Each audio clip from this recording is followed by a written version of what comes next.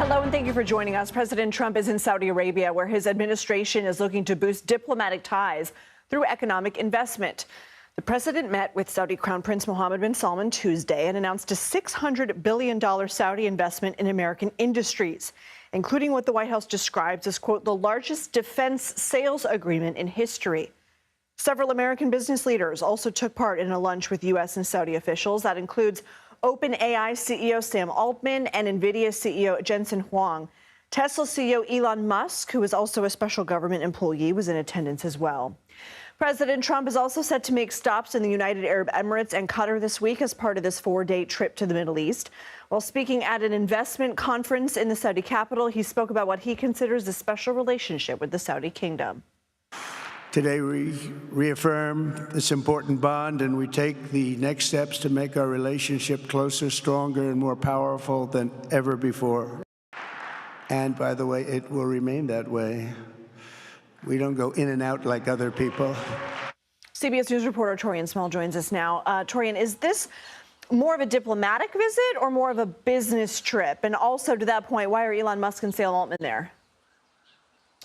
Well, Lindsay, covering the White House and Congress for about 5 months now, that's a question I've heard quite a bit. Why is Elon Musk there? For this one, at least, though, it's clear that money is the motivation. In fact, Donald Trump, when speaking on those tech CEOs that were a part of conversations at this forum, he said that he expects them to, quote, walk away with quite a few checks. But money being the motivator here, it's part of this conversation about the investment into the U.S. by the Saudi government and these tech companies. Just a few top lines here: $20 billion coming from or going to AI data centers in both Saudi Arabia and the United States. That clearly would pique the interest of Sam Altman, the founder and CEO of OpenAI, most notably known for ChatGPT.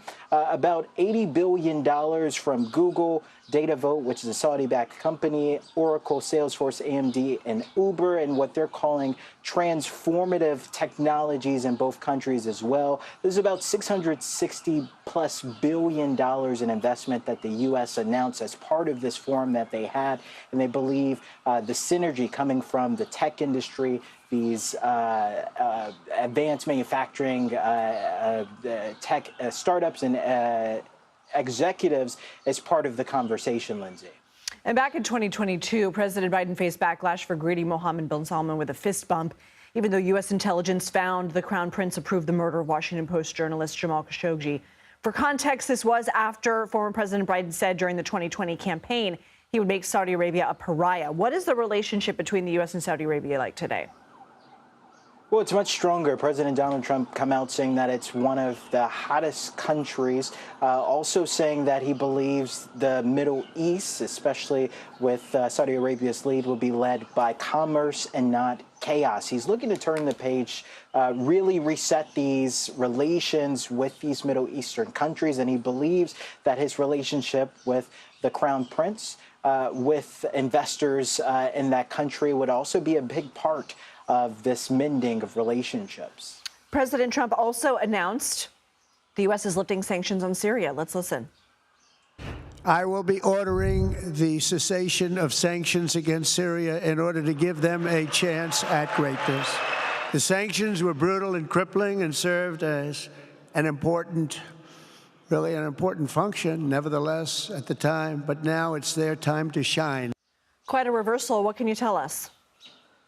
Yeah, so the president is framing this as what he's calling a chance at greatness. He wants to make it clear that this is daylight between the previous regime and this is a fresh start for this new administration. It should be noted, though, that not too long ago, this new regime was still on the U.S.'s watch list because of its connections to a terrorist Islamist rebel group known as HTS. But the president believes that it's time for a fresh slate, and he confirmed that this came at the request of top-level officials from both Turkey and Saudi Arabia. Moving forward, he's looking in the hopes of lifting these sanctions, that Syria can get on a good start. And again, this is a part of a reset for U.S. relations with this once embattled country.